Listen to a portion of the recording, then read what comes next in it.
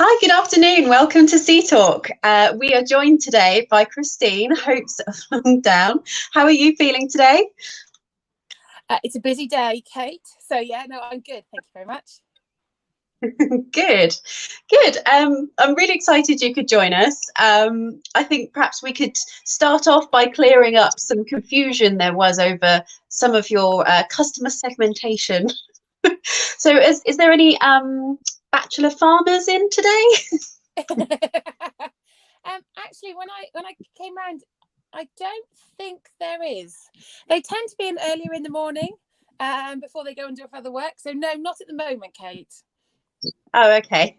So if I'm ever going to plan a visit, I pop in the morning. Yeah, pop in the morning. Yeah, around 8 o'clock. That'd be a good time. Cool. So could you tell anybody watching who doesn't know you or know about your store, could you give us a bit of background, please? So I'm Christine. I thought that every village needed a village shop, and mine had just closed. I was in Australia at the time when that happened. It was the ear, foot and mouth nearly 20 years ago now. And I was lucky enough that the lady who was closing the shop allowed me to rent her premises, and that started me on our retail journey with an £8,500 overdraft. Oof. And today we're on we have our purpose-built building that we now own outright. We've paid it off, so we're freehold, our own car park, and we've been in the fortunate position, unlike some retailers this year, we've seen a 20% uplift. Hey, this is great news. Yeah, no, really good news. So, so you've said you've done some work on segmenting your different customer types, Yes. and I guess a lot of that's to do with working out, you know, how to reach out to people and loyalty. Could you tell us a little bit more about that, please? So, as part of having our own business, we had to do a business plan, and to do that for the bank, we identified 7 different types of customers. Way back when we did this in 17 years ago, so we refreshed it as an entire team. And we came up with 16 different types of customers. And the reason we have 16 different types of customers is they all have different needs from their basket. And to be able to give them that option and make sure we were stocking things in stock, we needed to look at it differently. So a walker wants, say, lightweight products that are straight to sell, can be consumed, would fit in a bag. There's Mrs. Whitehead and Steph Curtis to do. I just couldn't get to them. It's fine. So as you can see, we've had a really busy day. We're still doing telephone orders. I've got 2 to do later. And but at the same time, it's not just about the offer that's in the basket. It's what else they might need as well. So in terms of a walker, they might want to know the quickest way to get to the starting walking point, or a telephone number for a taxi. Those types of things are not easily and readily available in our rural location. I see. So, so tell us how's business been over the last 12 months? So, hectic. So, I think when the announcement came, we knew we'd be a bit busier, and we planned for that. But I never knew we could be this busy. So when you talk about sort of what level of rates of efficiency you're running at, so if you're full, you're 100%. So I think we were running there for a couple of months at kind of 120 and 130%. And that was only possible because the team all working extra shifts, just looking out for other people. We've always had multiple suppliers, but they all came up trumps as well, and we were able to switch products. So we always had availability. And I think that really helped in the early days, because we weren't out of stock of anything. Okay. The long-term impact for us is that the telephone ordering service is going really well, and we're still doing that today. So we have 4 customers that have never been in the shop in 12 months and have ordered from us on a weekly basis, with a larger basket spend than they would have done if they'd visited the shop. Oh, that's always good news. Yeah. So last time I popped into the shop, probably about 10 years ago now, sustainability was big on your agenda, and locally sourced products. Is this still big for you? Yeah, still big. And we switched to a new EPOS till system where we tag the items. And so chilled, everyone knows food to go is growth sectors, but the Shop Local 30 products are also, because of the quality and taste, they appear generally in the top 3 every day. Oh, lovely jubbly. Right, we've had a comment come in. Let me just, here we go. Good afternoon, Greg. Greg Deacon of JIT. Love Christine and her mum. Oh, thank you, Greg. Mum was in A&E last night, so when I told her, she was really happy. Oh gosh. Does your mum work in the store at all? Well, not for the next few weeks, no. But yeah, no, she does. She works in the store and she runs the post office side of the business. Yeah. So he says, good afternoon. And lots of kisses. Great. So if you are watching, a real one back. Feel free to comment and ask any questions. Greg, have you got any questions for Christine? Please do drop them in the comments. It'd be great to hear from you. Although he's probably going to ask, do you have any local? Do you do home deliveries? Interestingly, we do a few home deliveries. Yes. You do. And do you notice any difference between what people are ordering for home delivery versus what they're popping in for, or is it pretty much the same?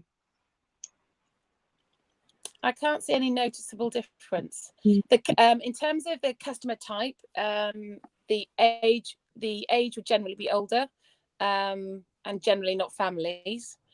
And driving, accessibility to the internet, skills are all those there would be the difference in the marketplace. Yeah. We've had another comment come in. Afternoon. Hi Dee. Whilst Dee's there, that's reminded me. We are raising awareness of the Do As Raj Would Do campaign. So we're not far away from the big fortnight that Spa are certainly getting behind. A number of retailers behind it. Yeah. But we're, the family are raising money to get a ward or a room in the ward for in Raj's memory. So there is a link which I'll pop below so that you can people can make donations towards that. And that's in Leicester, of course, where Raj was making donations, and of course up in Sheffield as well, where his father, I think his father might have passed away the week before, the week after. So unfortunately for Raj's children, they lost their dad and their granddad in very short time. So they're making a memorial garden in Sheffield as well. So later on, either this week or next week, we'll have a little video of what that looks like at the moment, and then you can kind of get an idea of what that will look like. Lovely. So does Christine think dark store could work for her to extend her brand to a much broader area? Oh, good question. Why would we do it? Why does Greg think it would be relevant? Right, question back at you then, Greg. Oh, here we go. Does cashless store concept excite or worry Christine locally? Would her customers engage with such? Okay, so what we're looking at is how to do a contactless shop to offer a different range of products, have different opening times in a shipping container. So we're in the process of experimenting or trying that, hopefully for this summer. Oh wow, that sounds awesome. Well, it'd be awesome if it actually happens. That would. So we're going to be using a 20-foot high cube shipping container, which I purchased. We're using our Good Till company, using their self-service terminal with SumUp. And then our database is all there. So one of the things is setting up just takes time. But I think the issue that we haven't worked out yet, so I'd appreciate any knowledge or feedback on that, is how to do door entry and probably link it to an account. So it's not really an open shop. It's kind of a personalized shop effectively, because you have to be a pre-registered customer, I think, is how we're going to test it in the first instance.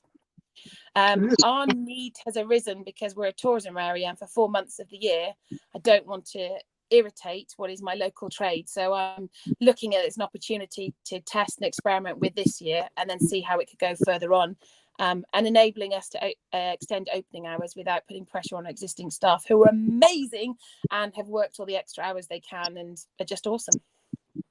Cool. So what is it about those 4 months? Why are you a tourist destination for those 4 months?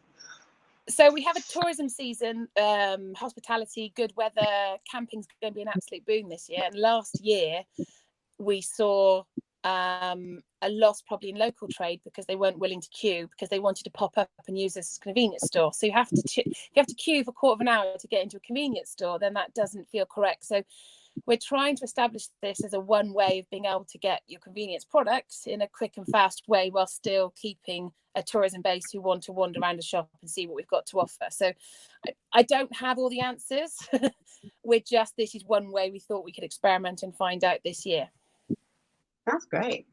Dee says cashless store, a lot better for most retailers, saves cost. And then Greg does sound awesome. Dark store, the brand extension to other communities beyond your current one, reach bigger audience, but still using your amazing products, etc. locally. Oh gosh, I know. And then my own risk element and nervousness idea just kind of gets very nervous. So in terms of a cashless society, as a business, we're going to go with it and see what we can offer and how we can move at the same time. But as a business, I always want to accept cash. I know it saves time, but it's not about bottom line. I have reservations.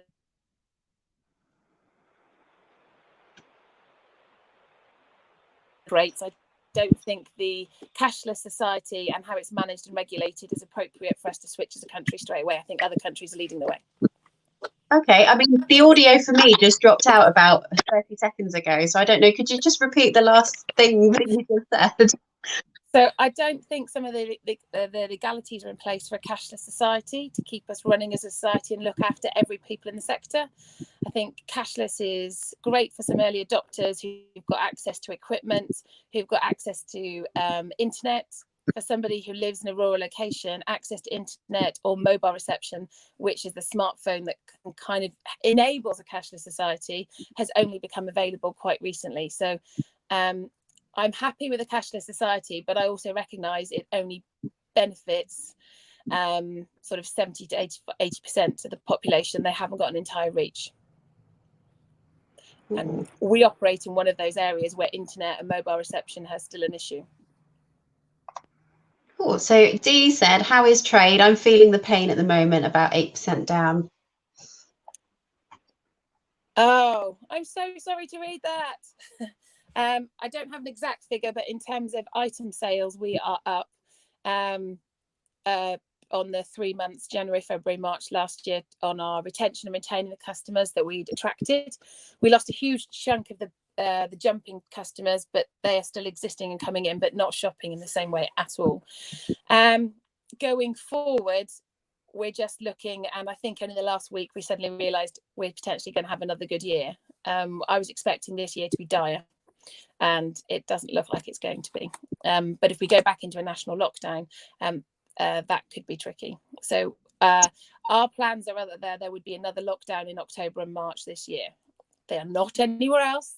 That is just my gut feeling, that if this is a virus that spreads easier in colder weather, then there would have to be another national lockdown at some point next year and next 6 months, because the vaccine program will not have been rolled out quick enough. And that doesn't stop people getting it. Just means you're not as ill. So you mentioned that basket spend was up. Are people buying more of something in particular? What's selling well, or is so the items that we've really been able to maintain is fresh fruit and veg. That grew unbelievably. It was almost tenfold at one point to what we would normally sell, and that has dropped back down to probably only double, but it's still double the amount we would have been having last year. So ice cream, tubs of local ice cream, and the upspend on alcohol. Not the volume, but the quality. We've tried to shift the quality in that element, and that's worked really well. Okay, well that makes a lot of sense. So is there anything that keeps you awake at night? What are you worrying about? No, I'm absolutely exhausted. Nothing keeps me awake. That's brilliant. So we're almost running out of time. Is there anybody you want to give a shout out to, or any suppliers who've been particularly supportive over the last 12 months? Gosh, there are so many.